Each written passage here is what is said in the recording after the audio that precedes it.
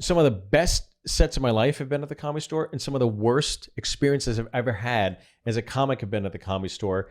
And one of the worst fucking ego blows ever in my life was I go on stage, Maz brings me up, and it was one of those nights where I was like, people are doing well, and you hear, oh, it's good mojo in there. I went up. It was just one of those nights where it happens every now and then.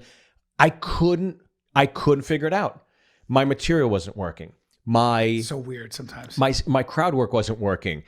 Great jokes, ace up the sleeve jokes weren't working. Damn. And I'm thinking, it felt like I was telling a joke, and I was like, did somebody just say my joke before I got on stage? Or does anybody speak Inglesi? Yeah. It was crazy. I was fucking bombing so hard, and it was such a weird vibe in the room. And I got off stage, and I'm in the hallway, and Maz goes, do you know who was in the room? I go, no. You go, you know who was watching you? I go, no. And right then and there, Eddie Murphy walks down those steps, and between both of us, didn't acknowledge either of us. And I was like, oh my fucking God. I just bombed in front of Eddie Murphy.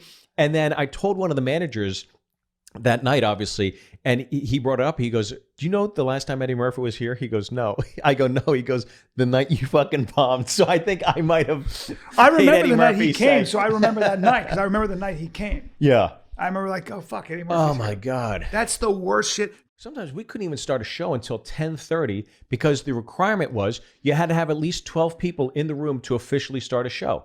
And we would all wait. We'd sit there and fucking wait. Just hang out in the parking lot. And then bomb in front of 12 people. I did a half hour one time in front of one Israeli guy.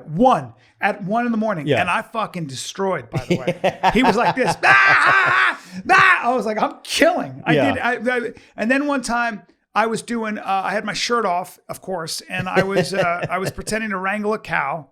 And then it bit me on the face. And Rogan was fucking, I could hear Rogan laughing so hard. Yeah. And he was like, that's a classic Comedy Store bit, and, you know, and all that. And then we went out and ate.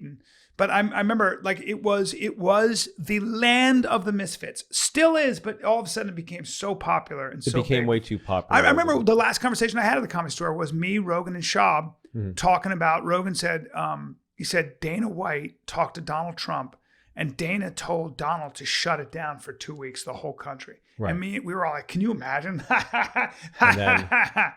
Yeah. Well, 9 months later, here we are. Yeah. This fucking virus.